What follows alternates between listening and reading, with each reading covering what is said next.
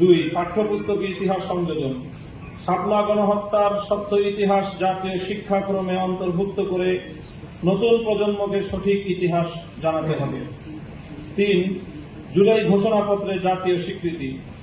জুলাই ঘোষণাপত্রে শাপলা গণহত্যাকে জাতীয় ট্র্যাজেডি হিসেবে স্বীকৃতি দিয়ে রাষ্ট্রীয় অবস্থান সুস্পষ্ট করতে হবে। 4. সরকারিভাবে শহীদদের তালিকা প্রণয়ন। রাষ্ট্রীয় উদ্যোগে যাচাইকৃত শহীদদের তালিকা প্রস্তুত করে তা জাতীয় নথিতে অন্তর্ভুক্ত করতে হবে। 5. দোষীদের দৃষ্টান্তমূলক শাস্তি। মানবাধিকারের চরম লঙ্ঘনকারী এই গণহত্যার দায়ীদের দ্রুত বিচারের আওতায় এনে কঠোর শাস্তি নিশ্চিত করতে হবে। 6. মিথ্যা মামলা প্রত্যাহার। হেফাজতে ইসলাম ও সংশ্লিষ্ট ব্যক্তিদের বিরুদ্ধে দায়ের করা সকল মিথ্যা ও হয়রানিমূলক মামলা অবিলম্বে প্রত্যাহার করতে হবে। 7. স্বাধীন তদন্ত কমিশন গঠন।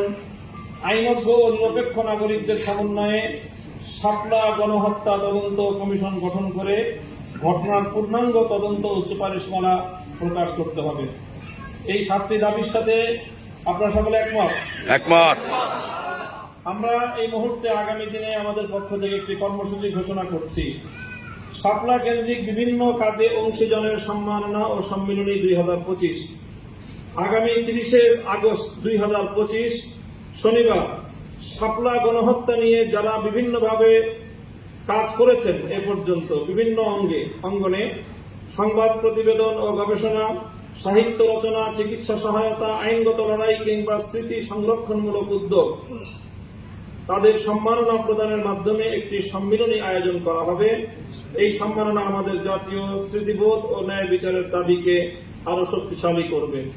ইনশাআল্লাহ শাপলার স্মৃতি সংসদ শাপলা চত্বরের এই চেতনাকে আগামী প্রজন্মের সামনে স্পষ্টভাবে আগামী প্রজন্মের জন্য একটি বাতিঘর হিসেবে উপস্থাপন করার জন্য তার বহুমুখী কার্যকলাপ পরিচালনা করবে এবং শাপলায় শাহাদাত বরণকারী সকল শহীদ পরিবারদের সব ধরনের দায় দায়িত্ব গ্রহণ করবার জন্য শাপলা স্মৃতি সংসদ গুরুত্বপূর্ণ ভূমিকা পালন করবে এবং হেফাজতে ইসলামের পক্ষ থেকে শাপলা চত্বরের শহীদ পরিবারদের ক্ষতিপূরণ আদায় করার জন্য এবং রাষ্ট্রীয় ভাতা প্রদান নিশ্চিত করবার জন্য ইনশাআল্লাহ হেফাজতে ইসলামের পক্ষ থেকে কার্যকর পদক্ষেপ গ্রহণ করা হবে।